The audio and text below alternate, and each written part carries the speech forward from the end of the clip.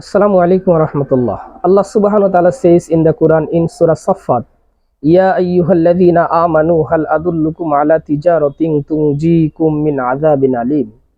That's mean, oh you who believe, shall I tell you of a business that will save you from a painful punishment? Tu'minuna billahi wa rasulihi wa tujahiduna fi sabilillah. That is belief in Allah and His Messenger and strive in the way of Allah.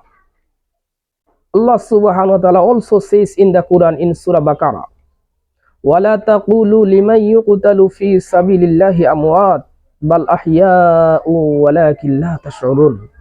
Do not call them dead who fight in the way of Allah. بَلْ أَحْيَاءٌ, but they are alive. وَلَكِنْ لَا تَشْعُرُونَ, but do not feel them. সম্মানিত উপস্থিতি,